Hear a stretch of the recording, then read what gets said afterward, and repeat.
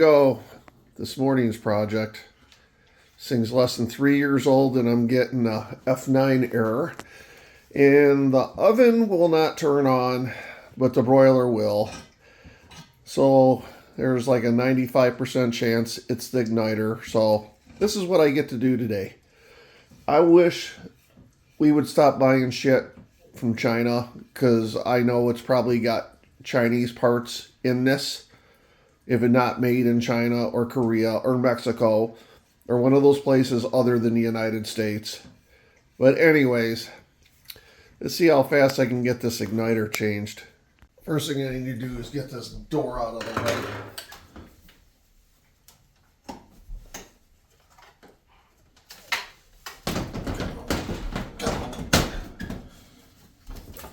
Oh, got half of it out, of course. Jeez, it's always something. Come on, flip back down on me. Oh, why does everything have to be so hard?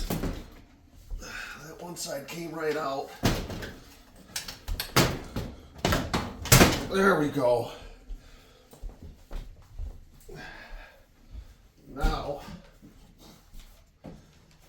Now, I gotta get this crap out of the way. There's 4 screws to take that off. All you're gonna see is my plumber's crack, so you don't need to see that.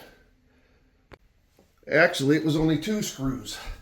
They cheapened it up. You can see where the holes were for the back ones, but you know what? We live in that society. Now I gotta take that off, which is a couple more screws. 4 screws takes that cover off. I took that one off. I didn't need to. I may have to get at that. It looks like I do. But that's the culprit right there. Let me figure out how to get into that. And I did need to take that screw out. Screw over right there I took out. Then I can pull the burner only so far because the connector is on the back side of the oven. I can do this one or 2 ways. The correct way, pull the oven away from the wall, get at the connector. Or I can cut those wires and splice them together. I'm going to slide the oven forward to see how bad it's going to be to do it the correct way. This is why you put longer lines on these things than you need. I can get access to the back panel. Looks like a couple screws there. Let's get them off of there. Piece of cake, 4 screws. 1 there, 1 on the bottom, 2 at the top. That is a connector right there I need to get off. Let me get that popped off of there and pull the burner assembly out. Need 2 hands. Okay. Nope, came right out. Now, I gotta pop them 2 screws off. I'll put the new assembly on.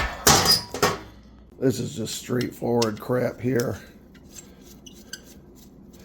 I guess the way this works is when this element heats up, there's a voltage signal that gets sent back to the circuit board.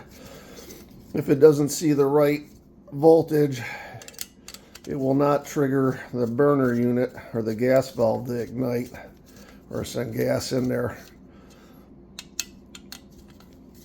All I know is 3 years old. I should not be doing this stuff. And can you imagine having to pay somebody out to come out here to do this?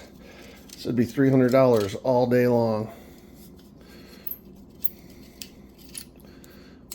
Okay, that one goes, oh, look, it's smiling at me.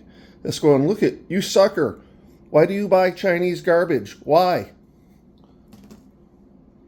The new one is on.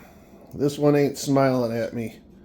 Maybe it's a better grade Chinesium thing. Anyways, 2 ways to put it on. You can put it on backwards or the correct way. You want the element next to the burner ports here. Do not touch that element. I don't know why.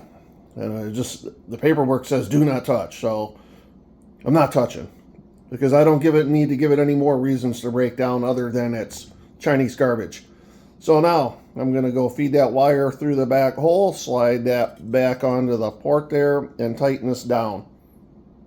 Put that back screw in first. You gotta slide that over there, put the back one in first, then this one, or you're fighting a whole bunch of crap. Got that done. I gotta put the heat shield back on, just 4 screws. It looks like it's directional. We'll figure that one out. I swear to God they did this on purpose. They put that hole right there so that when you drop your screw, it goes down there and you can't get at it. And it's stainless, so a magnet won't get it. So there's one good thing from China. Chinese fingers. Everybody could use Chinese fingers. They usually lead to happy endings. Gotcha, you little bastard.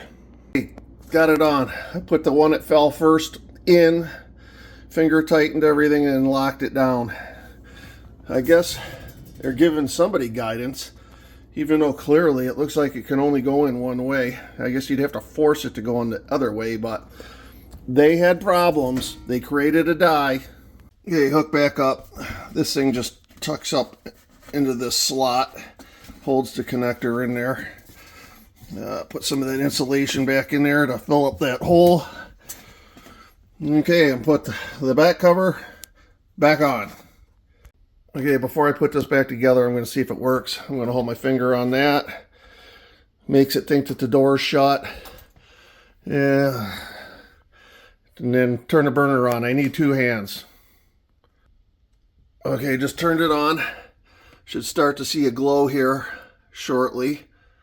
If everything's done right. It's starting to glow.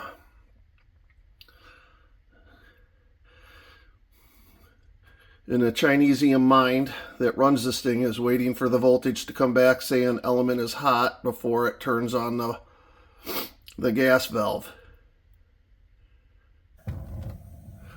All right, fixed it. I don't know how long that took, maybe a half hour, and I probably could have whittled 10 minutes off of it if I knew what the hell I was doing. Let's get this back together. Now let's see how easy the door goes back on. He gave me fits taking it off, but it looks like just putting it in a hole. Okay, there's that. Oh, something's not going right. What is going on?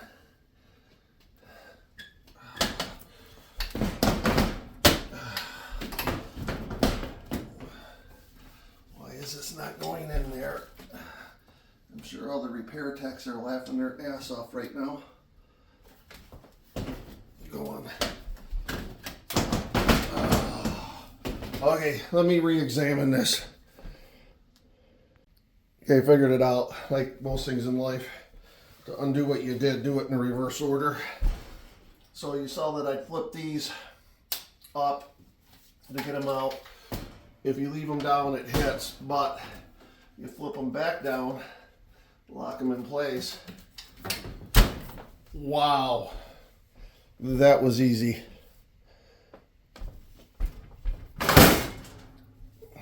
All done.